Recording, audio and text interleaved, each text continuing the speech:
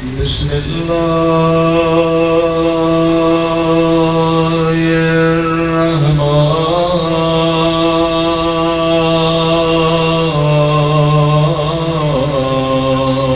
الرحيم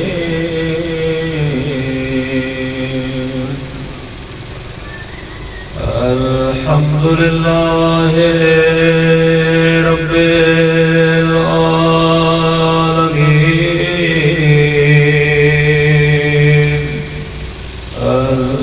الحمد لله كما هو أهله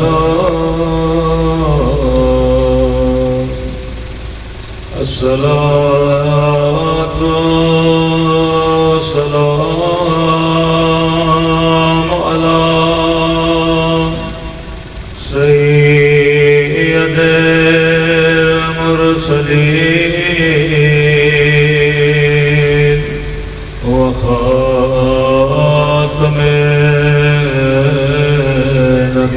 النبيين أبي القاسم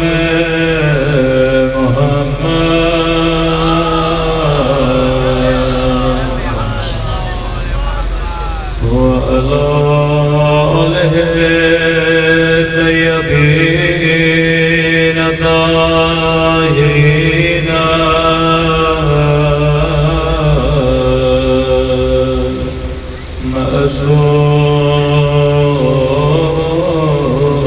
معصومين صلی اللہ اپنے مولا کی سلامتی کی دعا اللہم کل وليك وذر ابن الحسن صلواتك عليه وعلى آبائه في هذه الساعة وفي كل ساعة وليا وحافظا وقائدا وناصرا ودليلا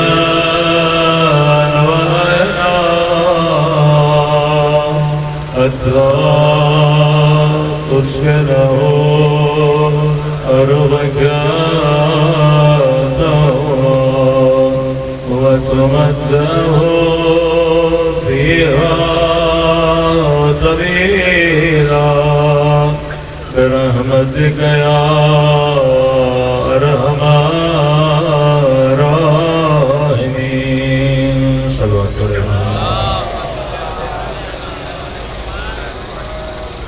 بسم الله الرحمن الرحيم رب اشرح لي صدري ويسر لي امري واحلل عقدة من لساني يفقهوا قولي اما بعد فقد قال سبحانه وتعالى في محكم كتابه كل نفس ذائقة الموت صلوات پڑھے محمد وعلى محمد دعا ہے ان ایام اعظام میں پروردگار عالم ہم سب کی عبادتوں کو اپنی بارگاہ میں قبول فرمائیں اور جس مقصد زندگی کو لے کر فرش اعضاء اپنے گھروں میں امام باڑوں میں بچھاتے ہیں خدا ان مقاصد میں بھی ہم سب کو کامیابیاں کامرانیاں نصیب فرما دے۔ مجلس کیونکہ مجلس ترحیم ہے، مجلس ترحیم کا مطلب کہ ہم اپنے مرحومین کے لیے مجلس رکھواتے ہیں تاکہ خدا حسین کے ذکر کے صدقے میں ان پہ رحم فرمائے۔ تبھی کہتے ہیں ترحیم، مطلب جس کے ذریعے سے ان کے اوپر رحمتوں کی بارش ہوتی ہے۔ یعنی مجلس ایک ایسا ذریعہ ہے کہ آنے والا بھی رحمت بٹور کے جاتا ہے، جانے والے پر بھی اللہ کی رحمتیں نازل ہوتی رہتی ہیں۔ 90s میں جب پاکستان میں شیعوں کو بہت زیادہ قتل کیا جا رہا تھا تو قتل کرنے والا ایک نیت سے قتل کرتا ہے کہ انہوں نے دیکھا کہ مکتب، مذہب، تشیع دن بدن بڑھتی جا رہی ہے، تو کبھی ان کو مولالی کے نام سے مسئلہ، کبھی ان کو مجلس سے مسئلہ، کبھی ان کو علم سے پرابلم، کبھی ان کو جلوسوں سے مسئلہ۔ تو وہ کبھی جلوس میں بم پھوڑتے تھے کہ ہم ان کو ختم کر دیں گے، آگے جلوس نہیں نکلے گا۔ کبھی کسی بانی مجلس کو شہید کرتے تھے کہ اگر یہ ختم ہو گیا تو پھر آگے مجلس نہیں ہوگی۔ کبھی کسی ماتمی کو مارتے تھے کہ اگر اس کو ہم نے مار دیا تو آگے ماتم نہیں ہوگا۔ لیکن ان کو یہ پتہ نہیں تھا کہ علی والا جب زندہ ہوتا ہے تب بھی مجلس کراتا ہے، جب دنیا سے جاتا ہے تو اپنے نام سے مجلس ترہیم کرا کے جاتا ہے۔ کہ زندگی میں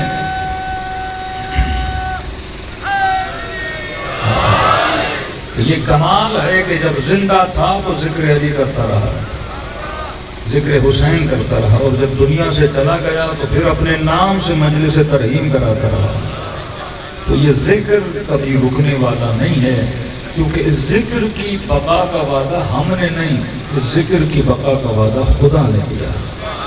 تو فرمایا اللہ کبھی بھی حرارت محبت حسین کو مومنوں کے دلوں سے کبھی بجھنے نہیں دے گا۔ ایرانی ایک ذاکر ہے، اس کا ایک بہت بڑا پیارا جملہ ہے جو میں تقریباً مجالس میں پڑھتا ہوں، اور خوشی بھی ہوتی ہے بعض لوگ ایسی شاعری کرتے ہیں جو بروز ہوتی ہے، جسے ہم کہتے ہیں اپ ٹو ڈیٹ۔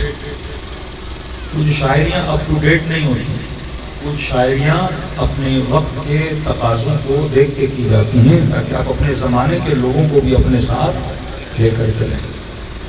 تو بڑا پیارا جملہ ہے اس کا۔ اچھا، ایرانی ذاکروں کی خوبی بولیں یا خوبی نہ بولیں کہ وہ بڑا امام حسین سے جب بات کرتے ہیں تو بڑی اپنائیت میں بات کرتے ہیں۔ ہمارے یہاں پھر ایک ادب کا فاصلہ ہوتا ہے، مطلب ہم جب بات کرتے ہیں پورا ادب کے مناظر کو طے کرتے ہیں، لیکن وہ آپ کو ملتا ہوگا عراقیوں کا بھی، حضرت عباس سے بات کرتے ہیں، بڑا سیدھی سیدھی باتیں کرتے ہیں۔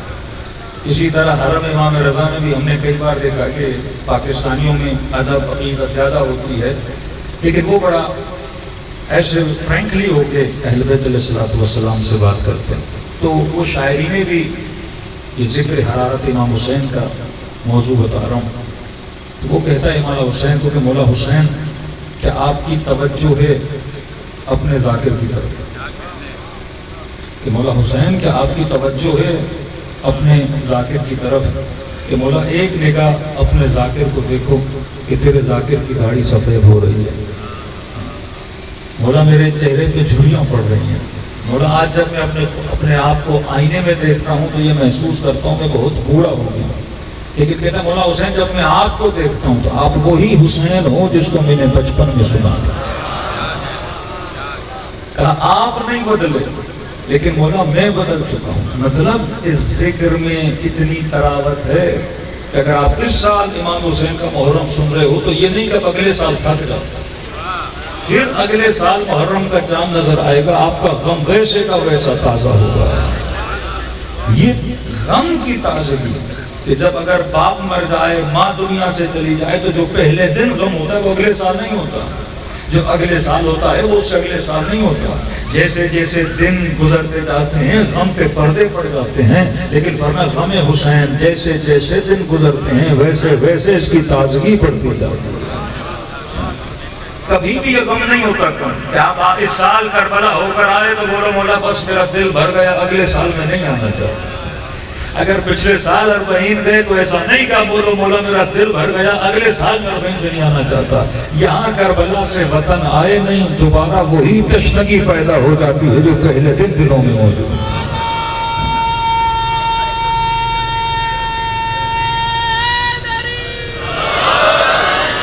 یہ وہ معجزہ ہے کہ فرماتے خدا اس حرارت کو کبھی بجھنے نہیں دیتا۔ آپ دنیا کے حسین ترین ملک میں چلے جائیں، سوئٹزرلینڈ چلے جائیں، یو کے چلے جائیں، یورپ چلے جائیں، 2 بار گھومنے جاؤ گے، 3 بار گھومنے جاؤ گے، بور ہو جاؤ گے۔ پھر کہو گے کوئی نیا ملک دکھاؤ، کوئی نئی سینری دکھاؤ، کوئی نیا باغ دکھاؤ، کوئی نئی جگہ دکھاؤ، کوئی نیا چشمہ دکھاؤ، لیکن کربلا بھی وہی ہے، حسین کی زری بھی وہی ہے۔ بندہ تھکتا نہیں ہے. یہ کیسی محبت ہے جو کبھی پرانی نہیں ہوتی. یہ کیسا عشق ہے جسے کبھی زنگ نہیں لگتا. فرمایا جتنا معرفت بڑھتی جائے گی اتنی تشنگی بڑھتی جاتی ہے. یہی معجزہ ہے کہ خدا نے اس حرارت کو کبھی بجھنے نہیں دینا. صلوات پڑھے محمد والا.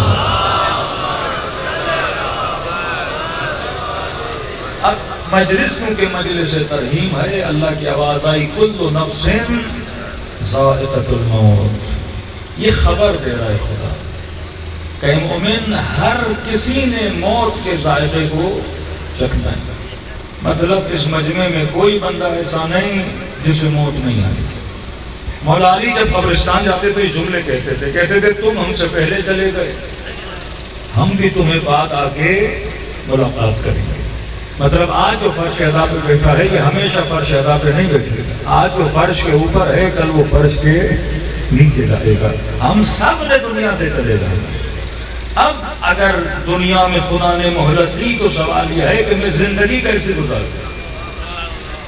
زیارت عاشوراء میں تقریباً 18 دعائیں ہیں کہ علماء فرماتے ہیں ہماری کسی بھی زیارت اور دعا میں اتنی دعائیں نہیں ہیں جتنی زیارت عاشوراء میں. اور فرماتے اگر ایک دعا خدا قبول کر دے، صرف ایک دعا، تو انسان کی دنیا بھی آباد، انسان کی آخرت بھی آباد. زیارتیں جب پڑھیں تو ترجمے کے ساتھ پڑھیں. مثلا جب آپ شام جاتے ہیں سیدہ زینب کا زیارت نامہ مصائب سے بھرا ہوا ہے، بڑے معارف کے جملے ہیں. اور یہی زیارت عاشوراء میں نے اس پہ پورا خمسہ پڑھا ہے. اس کے اندر ایک ایک دعا کا جملہ کب آتا ہے؟ جب زیارت میں الہی یا اللہ ہم آئے. مطلب اب خدا سے مانگ رہے ہو اللہم ارزقنی، اے خدا مجھے رزق عطا کر. کس چیز کا؟ اللہم ارزقنی محیا محمد. یہ ایک دعا قبول ہو جائے. اے خدا مجھے وہ زندگی دے جو تو نے محمد اور آل محمد کو دی. مجھے ویسی حیات دے جیسی تو نے محمد اور آل محمد کو دی. صرف حیات نہیں، اللہم ارزقنی محیا محمد و آل محمد و مماتی ممات محمد و آل محمد. اے خدا مجھے موت بھی ایسی دینا، میرا دنیا میں جینا بھی ایسا جیسا علی کا جینا، میرا دنیا سے جانا بھی ایسا جیسا اہل بیت کا جانا تھا. اب جب زندگی ایسی بنی جیسی اہل بیت کی تھی تو پھر آخرت بھی ویسی ہی بنے گی جیسی اہل بیت چاہتے ہیں. اور میں بہترین آخرت اور بہترین دعا، ایک مرتبہ دعا کرتے ہوئے خدا مجھے جنت بھیج، یہ دعا بھی اچھی ہے. ایک من فرماتے یہ دعا کر، اے خدا مجھے جنت میں وہاں بھیج جہاں میرا آقا حسین رہتا ہے. علماء فرماتے ہیں کبھی کبھی ایک جنتی دوسرے جنتی سے ملنا چاہے 500 سال لگ جاتے ہیں. صرف ایک جنتی ہے جنت میں لیکن چاہتا ہے کہ امام حسین سے ملاقات ہو جائے گا. کبھی کبھی 500 سال لگ جاتے ہیں لیکن جنت کے ادنا سے مقام پر ہے. وہ بوڑھی خاتون جو نابینا تھی، حضرت موسیٰ نے کہا کہ اللہ کے رب مانگ تو مجھ سے مانگنا ہے. کتنی عقل مند تھی کہ موسیٰ میں نے دنیا میں رب سے کچھ بھی نہیں مانگا، نہ آنکھیں مانگی، نہ بازو مانگے، نہ پاؤں مانگے. بس میری دعا یہ ہے کہ جنت میں گھر ملے تو اللہ کے نبی کے ساتھ ملے. موسیٰ نے کہا کتنی تیز ہے کہ دعا بھی ایسی مانگی کہ کس کے جوار میں جگہ ملے؟ حضرت موسیٰ کے جوار میں. تو مومن تیز، مومن ہوشیار ہوتا ہے. وہ دعا بھی مانگتا ہے تو دقیق دعا مانگتا ہے. آغا قرابی کا بہت پیارا جملہ کہتے ہیں لوگ جاتے ہیں کربلا، امام حسین سے وہ مانگتے ہیں جو دنیا والے بھی دے سکتے ہیں. مثلا دعا مانگے مولا حسین مجھے گاڑی دلاؤ، مولا حسین مجھے گھر دلاؤ. یہ بھی اچھا ہے، مانگنا عیب نہیں ہے، لیکن وہ مانگ جو تجھے دنیا والے نہیں دے سکتے. اب گاڑی تو کوئی وزیر بھی آپ کو دے سکتا ہے، نوکری تو زرداری بھی دے سکتا ہے. تو وہ مانگو جو دنیا والے نہ دے تمہیں. لباس تو کوئی خیر مومن بھی دے دے گا، راشن تو کوئی امیر بھی دے دے گا، موٹر بائک تو باپ بھی دلا کے دے دے گا. تو کہا کہ حسین سے وہ مانگ جو تجھے دنیا نہیں دے سکتی. تو کسی نے کہا کہ جبلا یہ تو بتائیے پھر ایسا کیوں ہے کہ ہم مانگتے ہیں پھر وہ دیتے بھی ہیں؟ ہم نے گاڑی مانگی اللہ نے ان کے صدقے میں دے دی، ہم نے گھر مانگا اللہ نے صدقے میں دے دیا. اب ماجرا یہ ہے کہ جب بچہ باپ سے کھلونے مانگتا ہے تو باپ اسے خوش کرنے کے لیے کھلونے دے دیتا ہے. وہ شاید ہمیں بچہ سمجھ کے چیزیں دیتے ہیں، لیکن وہ مانگ جس سے تیری دنیا بھی آباد ہو، جس سے تیری آخرت بھی آباد ہو۔ کہ وہ کون سی چیز ہے جو دنیا والے ہمیں نہیں دے سکتے؟ فرمایا جب حسین کی زری کو پکڑو تو حسین سے وہ مانگو جو دنیا نہیں دے سکتی۔ کہ دنیا کیا نہیں دے سکتی؟ کہ مولا حسین سے خدا مانگو۔ اللہ کی معرفت اہل بیت کے سوا تجھے کوئی نہیں دے سکتا۔ اور فرمایا جب مصلی عبادت پر آؤ پھر خدا سے وہ مانگو جو تجھے دنیا نہیں دے سکتی۔ کہ جب حسین کی زری کو پکڑو تو حسین سے خدا مانگو، اور جب مصلی عبادت پر بیٹھو تو پھر خدا سے حسین مانگو۔ یہ وہ دعائیں تھیں جو حبیب ابن مظاہر کی قبول ہوئیں۔ دو لفظ یاد رکھیے، ایک ہے نظر، ایک ہے بصر۔ شیعہ بصیر ہوتا ہے تبھی شیعہ ہے۔ نظر سب کے پاس ہے، نظر گدھے کے پاس بھی ہے، بلی کے پاس بھی ہے، کتے کے پاس بھی ہے۔ نظر مطلب دیکھنا۔ ایک ہے بصر، مطلب دیکھے لیکن ڈیپلی دیکھے، چیزوں کی انتہا کو دیکھے۔ مثلا اگر آپ کے سامنے 1 کروڑ رکھا جائے کس کو اچھا نہیں لگتا؟ بندہ کہے گا مجھے ملے۔ لیکن اگر نگاہ بصر سے دیکھو گے تو پوچھو گے 1 کروڑ کہاں سے آیا؟ حلال سے آیا، حرام سے آیا؟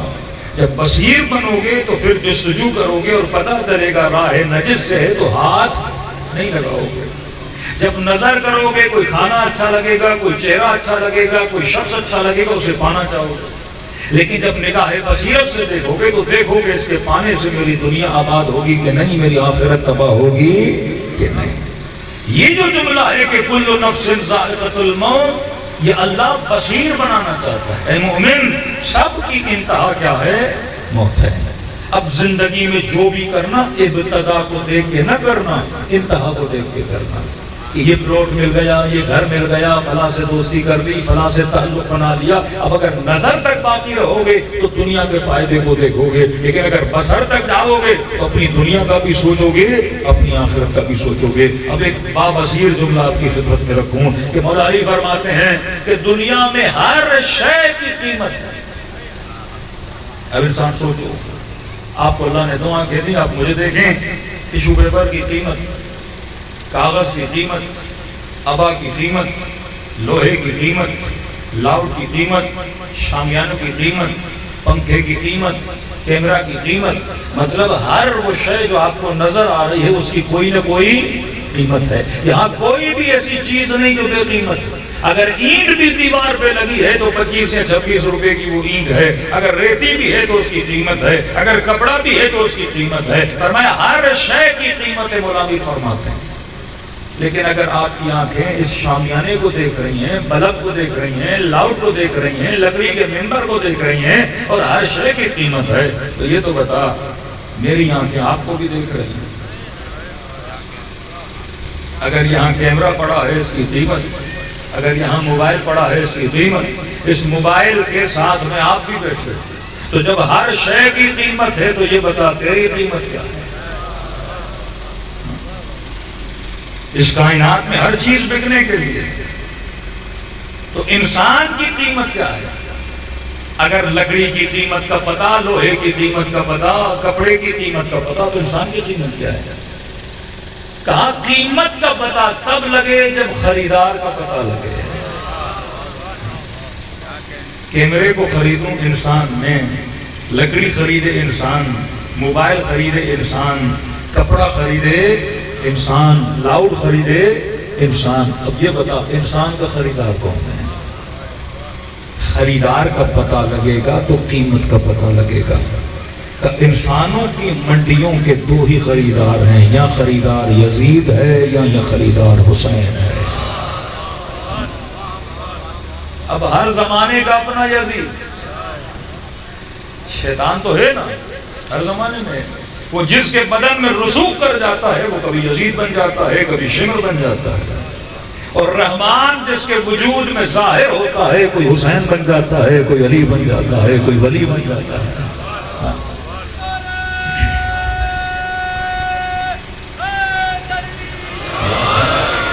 تو فرمایا خریدار انسان کے لیے، خریدار کا تو پتہ لگے کہ خریدار کون ہے، تب جا کے قیمت کا پتہ لگے گا۔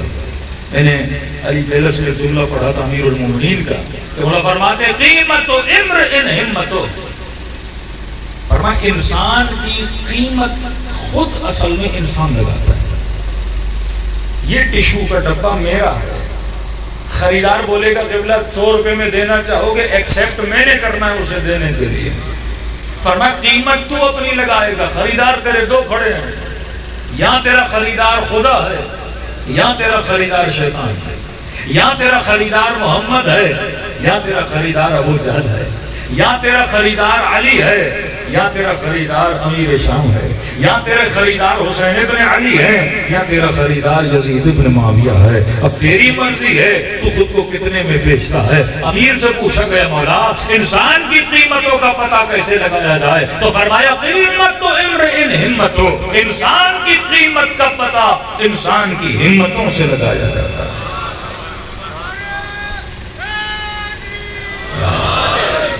فرمایا ہر شے بکنے کے لیے تیار ہے،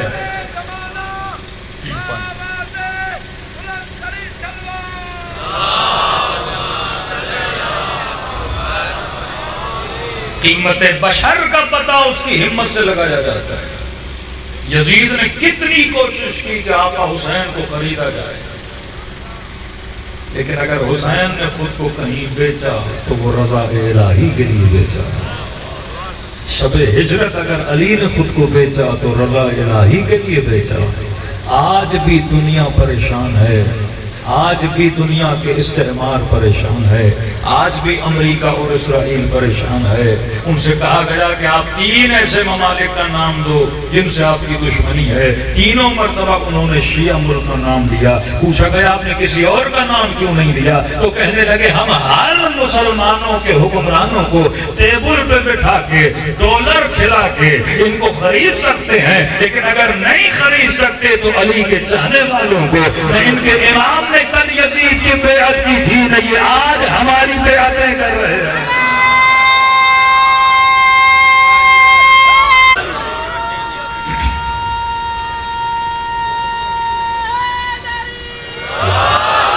ایک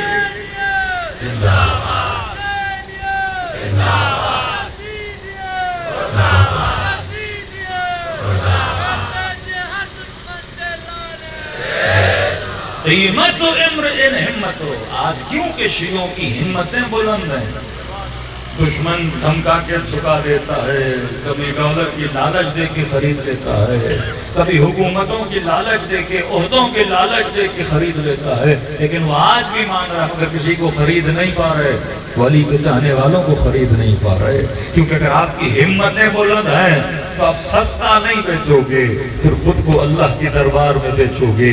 آؤ قیمتوں کو کربلا کے میدان میں دیکھو، کس نے خود کو کتنے میں بیچا تھا۔ ابن سعد نے رے کی حکومت کے بدلے میں خود کو بیچ دیا، اور ایک وہ ہے جس کا نام حبیب ابن مطہر ہے۔ کہ حبیب تیری قیمت کیا ہے؟ کہ میری قیمت اتنی ہے کہ بس میرے حسین کے چہرے پہ مسکراہٹ آ جائے۔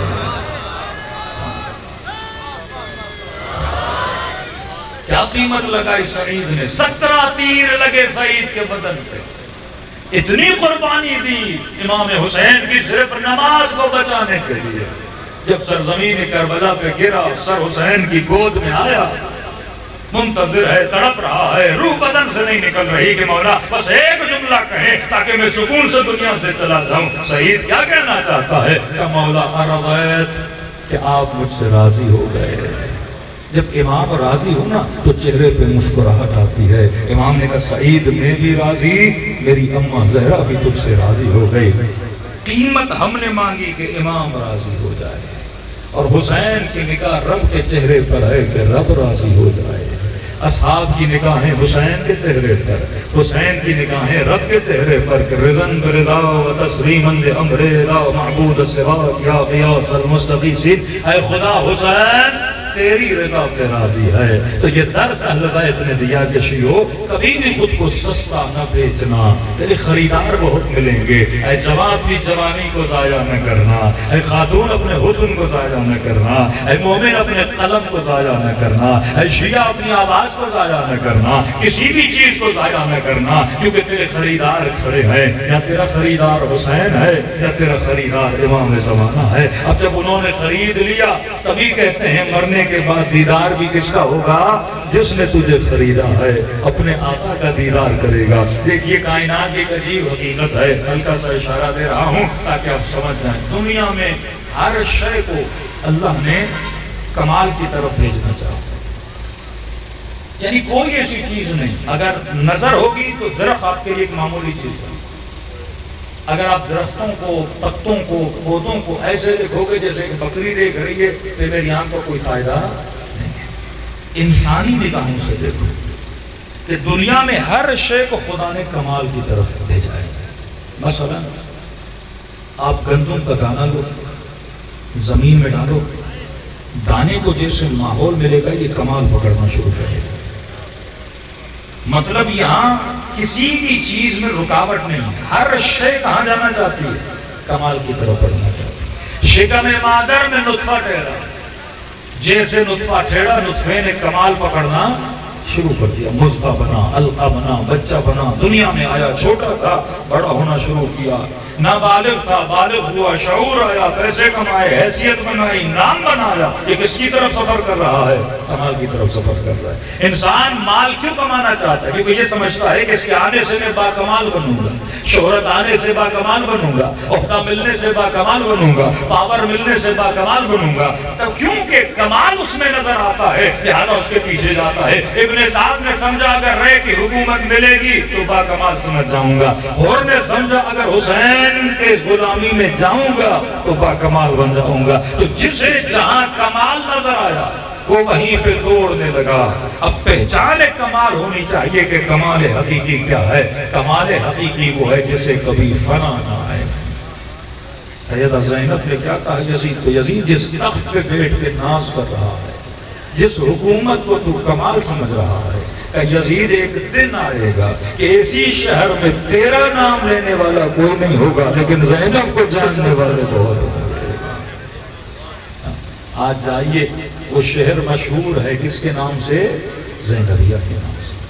دوسری چیزیں جب کمال پہ پہنچتی ہیں تو خریدار آنا شروع ہو جاتے ہیں۔ درخت پہ آم لگا، آم جب تیار ہوا تو اب یہ کٹائی کے لیے تیار۔ گھر میں چوزا لائے، بڑا ہوا 2-2.5 کلو کا، اب یہ تیار ہے تو کٹائی کے لیے تیار۔ گندم کا دانہ لگا، فصلیں تیار ہو گئیں، لال ہو گئیں، اب یہ کٹائی کے لیے تیار ہو گئیں۔ سیب تیار ہوا، اب کٹائی کے لیے تیار۔ اس کٹائی کو کہتے ہیں موت۔ سیب جب تک درخت کے ساتھ تھا حیات تھی، جیسے کٹا کسی نے کھایا اسے کیا آ گئی؟ موت آ گئی۔ آم تیار ہوا، کٹائی ہوئی، خریدار پہنچ جاتے ہیں، جناب میٹھا آم ہے اتنی قیمت، داغدار آم ہے کچرے میں پھینک دو، اچھا سیب ہے اس کی قیمت، داغدار ہے کچرے میں پھینک دو، اچھی گندم ہے اس کی قیمت، داغدار ہے کچرے میں پھینک دو۔ مرغی تیار ہوئی، بیمار ہے کوئی نہیں لے گا، صحیح صحت مند ہوگی، کٹائی کے لیے تیار، لوگ اس کو خریدنا شروع کریں گے۔ ورنہ جس طرح حیوان یا پھل اور پودے تیار ہو جاتے ہیں، کٹائی ہوتی ہے، کٹائی کے بعد خریدار آ جاتے ہیں، اسی طرح جب تو بھی تیار ہوتا، سیب کی کٹائی کروں میں، آم کی کٹائی کروں میں، مرغی کی کٹائی کروں میں، بیل اور بھینس کی کٹائی کروں میں، کہ جب تو تیار ہوتا ہے تیری کٹائی کرتا ہے خدا، اور کٹائی کے لیے کسے بھیجتا ہے؟ ملک الموت کو۔ اب کٹنے کے بعد جب تو عالم برزخ میں پہنچتا ہے تو تیرے خریدار بھی آ جاتے ہیں، جو جتنا تیار تھا اسے علی خرید لیتا ہے، جو داغدار تھا اسے جہنم میں کچرا سمجھ کے پھینک دیا جاتا ہے۔ تبھی فرمایا علی انت قسیم النار والجنہ، اے علی تو جنت اور جہنم کو تقسیم کرنے والا ہے۔ یہ تقسیم کس چیز کی ہے؟ جب ایک ٹوکری میں لوگوں کو لایا جائے گا تو امیر المومنین چھانٹی کریں گے کہ یہ اچھا ہے یہ برا ہے، جو اچھا ہے اسے جنت میں بھیجا جائے گا، جو برا ہے اسے جہنم کی طرف روانہ کر دیا جائے گا۔ اب سوال یہ ہے کہ میں دنیا سے جب جاؤں تو پک کر اور تیار ہو کر جاؤں، اتنا میٹھا بن کے جاؤں کہ علی میرا خریدار بنے، اتنا باکردار ہو کے مروں کہ میرے خریدار اہل بیت بنے۔ لیکن اگر داغدار ہو گئے تو پھر داغداروں کی جگہ جنت میں نہیں ہے، انہیں وادی برہوت میں بھیجا جاتا ہے۔ ابھی علماء ایک اچھی سی مثال دیتے ہیں کہ مومن، اللہ نے کہا کل نفس ذائقۃ الموت، کہ ہر نفس نے موت کا ذائقہ چکھنا ہے۔ کبھی سوچا کرو نگاہ بصر سے کہ یہ موت کا ذائقہ کیسا ہے، میٹھا ہے، کھٹا ہے، کڑوا ہے۔ مثلا اگر آم میٹھا ہے، آم کو مومن بھی کھائے میٹھا، دشمن علی بھی کھائے میٹھا۔ ایک آم اگر حبیب ابن مطہر بھی کھائے گا میٹھا، یزید بھی کھائے تو میٹھا۔ آم یہ تو نہیں کہے گا یزید کھائے گا تو میں کڑوا ہو جاؤں گا، علی والا کھائے گا تو میں، کہ جو بھی کھائے یہ اپنا ذائقہ نہیں بدلتا۔ تو پوچھا کہ موت کا ذائقہ کیسا ہے؟ کیا یہ ایک ہی ذائقہ ہے کہ مومن کو بھی آئے تو وہی، منافق کو بھی آئے وہی، مبغض علی کو بھی آئے وہی، محب علی کو بھی آئے وہی؟ تو مختلف روایات ہیں۔ کبھی فرمایا مومن کے لیے موت ایسے جیسے گلاب کے پھول کو سونکھا گیا ہے، کبھی کہا کہ موت ایسے جیسے زندہ حیوان کے بدن سے چمڑی اتاری جائے، حضرت موسیٰ فرماتے ہیں۔ کبھی فرمایا موت ایسے جیسے ریشمی کپڑے کو کانٹوں پہ رکھا جائے اور کھینچا جائے۔ کبھی کہا موت ایسے جیسے مومن کی شادی کی پہلی رات، کبھی خوشی کا پیغام، کبھی ڈر کا پیغام، کبھی گلاب کا پھول، کبھی خوشبو زمزم۔ تو کہا کہ اس کا مطلب موت کا ذائقہ الگ الگ ہے، کسی کے لیے کھال کا ادھڑنا، کسی کے لیے ریشمی کپڑے کا پھٹ جانا، کسی کے لیے گلاب کے پھول کی طرح ہو جانا، کسی کے لیے محبوب کے چہرے کو دیکھنا اور روح کا بدن سے نکل جانا۔ لیکن کہا کہ مجھے کیسے پتا لگے کہ میری موت کا ذائقہ کیا ہے؟ کہ آج میں پتہ لگانا چاہوں کہ مولا یہ تو بتائیے کہ میری موت کا ذائقہ کیسے ہے؟ فرمایا مومن یہ موت ایک واحد چیز ہے جس کا ذائقہ خدا نہیں بناتا، جس کا ذائقہ تو خود بناتا ہے۔ کیسے؟ تصور کریے پانی کا گلاس ہے، اللہ نے آپ کو 60 سال زندگی کا ایک صاف و شفاف پانی دیا، 50 سال، 60 سال، 40 سال کا پانی دیا۔ فرمائے مومن یہ آب زلال اور آب شفاف منرل واٹر جیسی پانی ہم نے تجھے دیا ہے، اب تیری مرضی ہے تو 60 سال کی زندگی میں اس کے ذائقے کو میٹھا بنائے یا اس کے ذائقے کو کڑوا بنائے۔ اب یہ تیری مرضی ہے کہ اللہ کی اطاعت کر کے اسے میٹھا بنا، یا تیری مرضی ہے علی کی مخالفت کر کے اسے کڑوا بنا۔ اور جب تجھے موت آئے گی اسی گلاس کو ملک الموت لے کر آئے گا، اور جب پینے والا پیے گا اور کہے گا ملک الموت کتنا کڑوا کیوں ہے، جواب آئے گی کڑوا میں نے نہیں بنایا، کڑوا تو نے بنایا۔ میرا کام ہے تمہاری گزری ہوئی زندگی کے ذائقوں کو تجھے پلایا جائے۔ کسی جوانے کا مولانا اگر 60 سال، 40 سال، 30 سال، 35 سال میں نے اپنی زندگی کے ذائقے کو اپنے برے اعمال سے کڑوا بنا دیا ہے، اب اسے کوئی راستہ ہے دوبارہ میٹھا کرنے کا؟ میں نے کہا یہی تو کمال ہے مکتب علی کا۔ اس مکتب میں بڑے بڑے فلٹر لگے ہوئے ہیں جو نالی کے پانی کو بھی صاف کر کے منرل واٹر بنا دیتے ہیں۔ حر کی زندگی کا پانی کتنا کالا ہو چکا تھا، لیکن جب حسین کے در پہ آیا تو حر کو شہید بنا کے جنت میں بھیجا جا رہا ہے۔ فرمایا ہاں 2 فلٹر ہیں زندگی کے گزرے ہوئے لمحوں کو میٹھا بنانے کے لیے۔ فرمایا اس پانی کو صاف کرنا ہے تو یہ پانی 2 قطروں سے صاف ہوتا ہے۔ ایک قطرے کا نام ہے قطرہ توبہ۔ اے مومن شب جمعہ دعائے کمیل پڑھا کر، 4 آنسو بہایا کر، خلوص دل سے اللہ سے معافی مانگا کر، حسین کا صدقہ دیا کر۔ تو فرمایا یہ جو زندگی کی برائیاں ہیں خدا ایسے بنا دیتا ہے جیسے ابھی ابھی شکم مادر سے پیدا ہوئے۔ یہ قطرہ تو امت کے ہر مسلمان کے پاس ہے، جسے کہتے ہیں توبہ کا قطرہ، لیکن تمہارے پاس ایک نعمت اولا ہے جسے کہتے ہیں غم حسین کا قطرہ۔ فرمایا توبہ کے پانی کی مثال ایسے ہے جیسے کپڑا نجس ہو جائے، کپڑے کو دھو لو پاک ہو جائے، لیکن کہا غم حسین کے قطرے کی مثال ایسے ہے کہ یہ عام سا پانی نجاست تو دور کر دیتا ہے، لیکن کبھی کبھی کپڑوں پہ داغ لگ جاتے ہیں، وہ عام پانی سے مٹتے نہیں ہیں۔ کہ حسین کے غم کا آنسو وجود کے داغوں کو بھی مٹا دیتا ہے۔ یہ نعمت خدا نے آپ کو دی، نعمت گریہ، نعمت غم حسین۔ ایک آنکھ توبہ، ایک آنکھ غم ابا عبداللہ الحسین کے لیے۔ اللہ آپ سب کو 40 کی زیارت نصیب کرے۔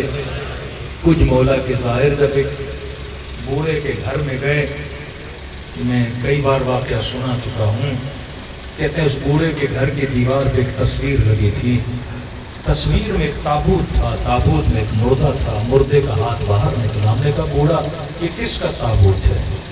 رو کے کہنے لگا یہ میرا تابوت تھا، یہ میرا جنازہ تھا۔ کہ ہاتھ باہر کیوں نکالا ہے؟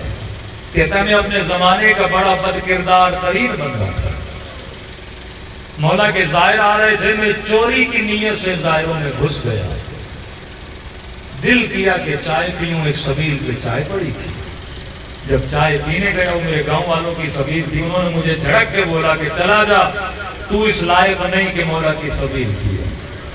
کہتا مجھے بڑا غصہ آیا، لیکن میں نے کچھ نہیں کہا، آگے بڑا، سبیل پہ گھوڑا بیٹھا تھا، اس نے کہا جوانوں خبردار یہ حسین کی سبیل ہے، یہاں حر بنائے جاتے ہیں، ہمیں اجازت نہیں ہم کسی کے کردار اور کسی کی رفتار کو دیکھ کے بولیں اسکین ہو کے مجلس حسین میں آؤ۔ یہاں آ کے لوگ دھلتے ہیں، یہاں آ کے اس حمام میں لوگ خود کو پاک کرتے ہیں، کسی کو نہیں روکو۔ میں نے کہا جاؤ بیٹھو، اس نے کہا بیٹھوں گا لیکن چائے نہیں پیوں گا، تم لوگوں نے بڑی تکلیف دی ہے مجھے۔ دیکھو تمہارے سارے گاؤں کے جوان خدمت کر رہے ہیں حسین کے زائروں، تو بھی تو کر، مہمان نوازی کر، عاشقان حسین آئے ہوئے ہیں۔ اس نے کہا کیا خدمت کروں؟ کہا دیکھو کوئی برتن دھو رہا ہے، کوئی چائے پلا رہا ہے، کوئی صفائی کر رہا ہے، تو ایک کام کر جا 2 کلو چینی لے کر آ، سبیل میں شامل ہو جا۔ کہتا میں اٹھا، کہتا زندگی گزر گئی، بچپن میں شاید حرم امام حسین میں گیا تھا لیکن جوانی میں کبھی حرم نہیں گیا، اتنا دور تھا امام حسین سے، مجھے کیا پتا عقیدت کیا ہوتی ہے، محبت کیا ہوتی ہے، امامت و ولایت کیا ہوتی ہے، لیکن اس کے کہنے پہ چلا گیا 2 کلو چینی لے کر آیا۔ راستے میں طلب تو تھی چائے پینے کی دوسری سبیل پہ، میں نے کہا اس سے نہیں پیوں گا، اس نے تانا دیا ہے۔ 2 کلو چینی میں نے ٹیبل پہ رکھی، ابھی چائے پی رہا تھا، انہوں نے سمجھا ان کے لیے چینی لایا۔ کہا شکریہ مولا کے عاشق، 2 کلو چینی لائے ہو، کہہ نہ سکا کہ تیری نہیں دوسری سبیل کی ہے۔ میں نے کہا کوئی بات نہیں دوسری لوں گا۔ ابھی 2 کلو چینی لینے کے لیے جا رہا تھا، دکان پہ پہنچا ہی تھا کہ مجھے کیا ہارٹ اٹیک ہوا اور زمین پہ گرا، اور جیسے گرا تو میں نے دیکھا میری روح میرے بدن سے نکل گئی، چند فیٹ کے فاصلوں پہ اپنے بدن کو زمین پہ گرا ہوا دیکھا۔ لوگ آ گئے، اٹھانے کی کوشش کی، ہاسپٹل کا نہیں، بندہ مر گیا۔ کہتا غسل دیا، کفن دیا، چند لوگوں نے، باکردار تو تھانی کے جنازے میں رش ہو، چند لوگوں نے جنازہ اٹھایا، قبر کھدی، تابوت میری قبر کے ساتھ پڑا، بالکل اس تصویر کی طرح، یہ لگائی ہے تاکہ مجھے یاد رہے میں کیا تھا، حسین نے کیا بنایا۔ کہتا ہے پریشانی کے عالم میں کھڑا، عذاب کے فرشتوں کو دیکھ رہا ہوں، قبر میں بھڑکتی ہوئی آگ کو دیکھ رہا ہوں۔ ارے یہ تیرا انجام ہے، اتنی مختصر سی زندگی کہ پتہ بھی نہیں لگا کہ کب دنیا سے جانا ہے۔ کہتا ہے اسی خوف میں تھا کہ ابھی مجھے اس آگ بھری قبر میں اتارا جائے گا، اتنے میں دور سے ایک میٹھی آواز آئی اور ملائکوں کو کہا کہ میرے دوست کو تنگ کیوں کر رہے ہیں؟ کہہ رہا میں پریشان ہوا، اس عالم میں کون ہے جو مجھے اپنا دوست کہہ رہا ہے؟ ملائکوں نے جب سلام کیا تو پتا چلا یہ کون ہے، کہ بڑے ادب سے کہا السلام علیکہ یا ابا عبداللہ حسین۔ کہتے زندگی بھر سنا حسین کو، آج دیکھا حسین کو۔ ملائک بھی پریشان، میں بھی پریشان، مولا مجھے دوست کیوں کہہ رہے ہیں؟ کہیں کوئی مس انڈرسٹینڈنگ تو نہیں ہوئی؟ ملائکوں نے کہا مولا یہ اور آپ کا دوست؟ مسکرا کر کہا ارے اگر دوست نہ ہوتا میری سبیل پہ 2 کلو چینی کیوں دیتا ہے؟ ایک مرتبہ میں عاشق مولا حسین ہوں، معرفت ہے، ایک دیگ مولا کے لیے دیتا ہوں 4 پیسے، لیکن ایک بندہ جو کبھی گیا ہی نہیں مولا حسین کے ذریعے پہ، نہ ہی اس کی کوئی لالچ تھی کہ میں چینی دوں گا تو قیامت میں حسین اس کے بدلے میں کچھ دے گا۔ ہم تو جب کرتے ہیں تو بدلہ سوچتے ہیں کہ یہ کر رہا ہوں امام حسین کے لیے، وہ کر رہا ہوں امام حسین کے لیے، امید رکھتے ہیں کہ شفاعت کریں گے، قیامت میں آئیں گے، برزخ میں آئیں گے، اس کی تو کوئی امید بھی نہیں تھی۔ امام نے کہا 2 کلو چینی دی بغیر امید کے، کہ اگر دوست نہ ہوتا 2 کلو چینی کیوں دیتا؟ کہا مولا 2 کلو چینی، اس کے اعمال کو دیکھیں بہت سارے گناہ ہیں۔ امام نے کہا 2 کلو چینی کے اندر جتنے چینی کے دانے تھے، ہر دانے کے عوض 1 گناہ مٹا دیا جائے۔ کہا مولا اب بھی زیادہ ہے۔ امام نے کہا 2 کلو لینے گیا تھا۔ کہا مولا لی تو نہیں، کہ اگر زندہ رہتا تو وہ بھی لیتا، ہر دانے کے عوض 1 گناہ مٹایا جائے۔ کہتے ہیں سب مٹایا، اب بھی کہا کہ مولا گناہ باقی ہیں۔ کہا تابوت میں لیٹا ہوا تھا، امام نے میرے بازو کو پکڑا، کہ تجھے دوبارہ زندگی دے رہے ہیں، اب جا ویسے بن جیسے حسین کو پسند ہے، کہ جب سامنا ہو میرا تو مجھے ملائکوں کے سامنے شرمندگی کا سامنا نہ کرنا پڑے۔ فرمایا ایسے بن کے آؤ کہ حسین کا دل خوشنود ہو جائے۔ تو میرے عزیز یہ 2 آنسو خدا نے ہمیں دیے۔ تو فرمایا ذکر حسین کے صدقے میں خدا انسان کے گناہوں کو بخشتا ہے، لیکن توبہ ایسی جیسی جناب حر نے توبہ کی۔ فرمایا خلوص دل سے میرے بابا کو سلام کرو، خدا سلام کے صدقے میں زیارت حسین کا ثواب تجھے عطا کرے گا۔ اور فرمایا اتنے مظلوم تھے کہ جب تو سلام کرتا ہے تو میرے بابا کے کلیجے کو ٹھنڈک ملتی ہے، کیونکہ کوئی میرے بابا کو سلام کرتا نہیں تھا، کہتے تھے یہ باغی ہے، سلام تو مسلمانوں کو کیا جاتا ہے۔ غربت فرزند زہرا، السلام علی الحسین وعلی علی ابن الحسین وعلی اولاد الحسین وعلی اصحاب حسین، سب مل کے السلام علی حسین وعلی علی ابن حسین کی صدا بلند وعلی اولاد وعلی اصحاب، سب مل کے السلام علی حسین وعلی علی ابن وعلی اولاد الحسین وعلی اصحاب، میرا سلام ہو زینب کی لپی ہوئی جان پہ اللہ آپ کی بہنوں کی چادروں کی حفاظت کرے. میرا سلام ہو اس درد بھرے منظر پہ جب حسین پہ زینب کی نگاہ پڑ گئی. رو کر کا میرے حسین تو ایسا تو نہ تھا. ماں زہرا نے جگیا پیس پیس کے بالا تھا. میرے اللہ میرا حسین اس قابل تو نہ تھا کہ اس کے بدن پہ گھوڑے دوڑائے جائے.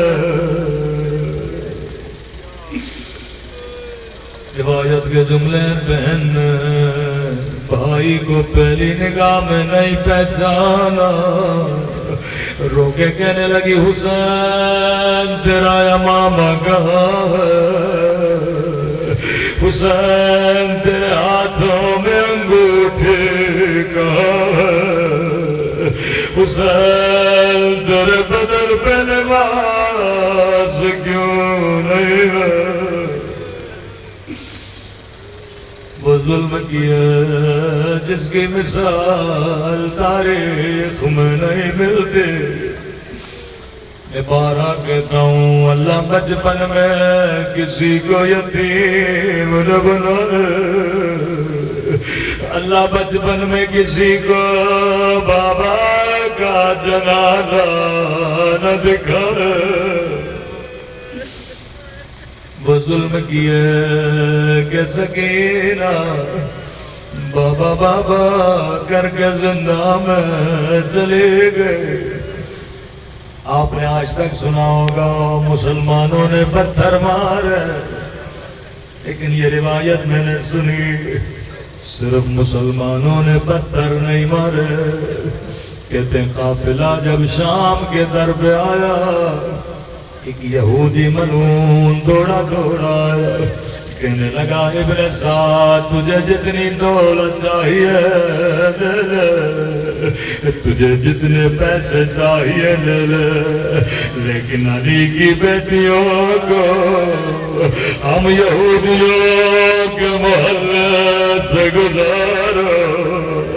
ارے مسلمان بھی پتھر مارے اور یہودی بھی پتھر مارے. لئین لالچ میں اجازت دی، قافلہ یہودیوں کے محلے میں گیا. یہ لئین خوشی کے مارے دوڑا گیا. اب آدھے کے کہنے لگا اے یہودی مردو، اے یہودی عورتو، جس کے باپ دادا کو علی نے مارا ہے، جس نے علی سے بدلہ لینا ہے، میں علی کی بیٹیوں کو اسیر بنا کے لایا. یہ لئین عورتیں چھتوں پہ چڑھ گئے، جھولیاں پتھروں سے بھر لی یا پتھر برسانا شروع کیا. ایک یہودی ملعون عورت بڑا سا پتھر لیتی ہے، کہتی ہے میں کسی اور کو نہیں ماروں گی، میں علی کے بیٹے کو ماروں گی. نہیں پوچھتی ہے بتا علی کا بیٹا کہاں ہے؟ خولی حسین کا سر دکھاتا ہے. لئینہ نشانہ لیتی ہے لیکن سر دور تھا. ایک مرتبہ اپنے سونے کا ہار اتار دیا، خولی کے قدموں میں پھینک دیا. کہتی ہے میرے قریب آ، میں اسے پتھر مارنا چاہتی ہوں. اب یہ منظر سکینہ دیکھ رہی ہے، یہ منظر زینب دیکھ رہی ہے، لینا کا ہاتھ اوپر گیا، ایک مرتبہ ہاتھ نیچے آیا، حسین کے سر سے خون جاری ہوا، سکینہ کی فریاد بلند، ہائے میرا غریب بابا، ہائے میرا 3 دن کا پیاسا بابا۔ ظلم یہاں تک لینا نے پتھر مارا، دوسرے لائن یہودی عورت کہتی ہے تو نے بھائی کو مارا ہے، میں بہن کو ماروں گے، کہتی ہے بتا حسین کی بہن کا، شمر زینب کی طرف اشارہ کرتا ہے، لینا زینب کا نشانہ لیتی ہے، روایت کے جملے ہیں، سیدہ زینب اسے غور سے دیکھ رہی تھی لیکن زبان سے کچھ بھی نہ کہتی تھی، گویا کہہ رہی تھی مارو مارو مجھے زینب کو بھی مارو، جب میرے حسین کو مارا یہ ہاتھ اوپر گیا، ہاتھ کا نیچے آنا تھا، زینب کے سر سے خون جاری ہوا، سجاد کی فریاد بلند ہوئے، ہائے میرا غریب بابا، ہائے میری پتری